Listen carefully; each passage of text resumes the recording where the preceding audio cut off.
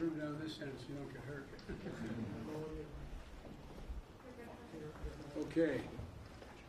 Secretary Austin, Deputy Secretary Hicks, General Milley, and all our other outstanding military leaders around this cabinet table. I'm honored to welcome you to the White House. I really mean I'm honored to welcome you to the White House. Above all, I want to thank each of you for your dedication to the service of this country and your members, their families, and the long-standing service that you've all put in. I also want to recognize the groundbreaking nature of this gathering. For the first time in the proud history of the armed forces, we not only have highly qualified women as vice president, but as Deputy Secretary of Defense and 2 women combatant commanders. And it's an important milestone. I think that speaks to how we're harnessing the strength and diversity of our country and making sure women succeed in the military throughout their careers. As I said when I got elected, and I didn't think people thought I meant it, but my administration is going to look like America. And I mean that sincerely, not just in the military, but across the board. That's where our strength comes from, in my view. And today I want to hear from all of you on your assessments on what you're seeing in the field and across our forces. And the strategic environment is evolving rapidly in the world, but that means our plans and force posture have to be equally dynamic. Things are changing. And, ensuring that the security of the American people, our interest and the interests of our allies, means having to constantly adapt to anything and everything that's happening around the world. And we're seeing this very day the need for adaptation as a consequence of us standing with Ukraine against Putin's brutal and unjustified war. And I want to applaud the exceptional work you're doing to arm and equip brave Ukrainians to defend their nation. I don't know about you, but I've been to Ukraine a number of times before the war.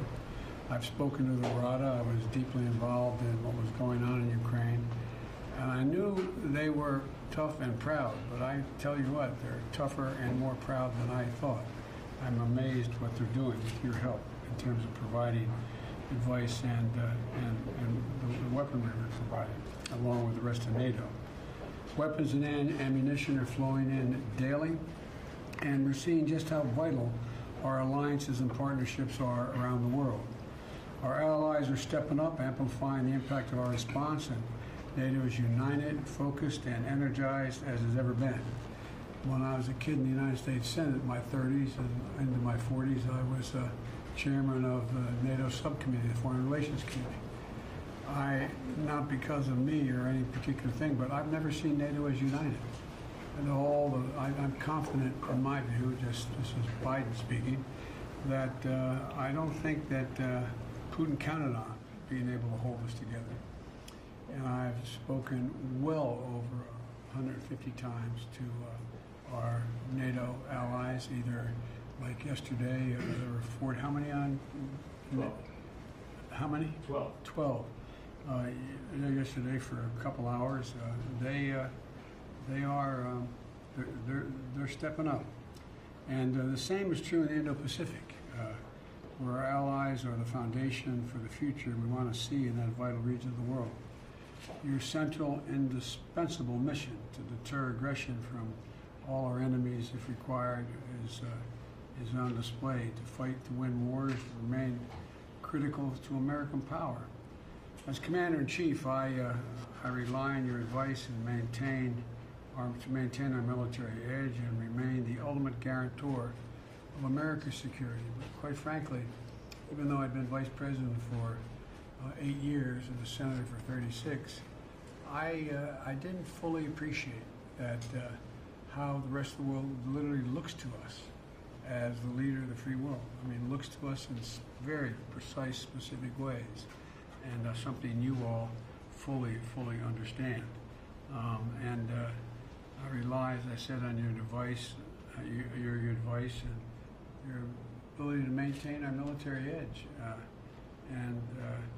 In return, I promise you, and I hope it's been demonstrated since I've been president, that we as a nation will uphold the sacred duty we have. We owe you, our military men and women, to prepare, properly equip you before we send you into harm's way, and when we do to care for those in your family when you come home. And that's why we're doing so much at the Veterans Affairs as well. It's a sacred obligation. And so I want to thank you all again. I'm looking forward to our discussion, and I thank the press for coming in. Thank you. Mr. President, how soon do you plan to approve the next round? Mr. President, how soon do you plan to approve the next round of military assistance to the Ukrainians? Thank you very much. Let's go. Thank you for coming. Thank you guys. Let's go. Thank you so much for coming. Thank you. Thank you guys. Your tutors open. Thank you guys. Either one of them. Come on guys, let's go. Come on. Thank you. Thank you.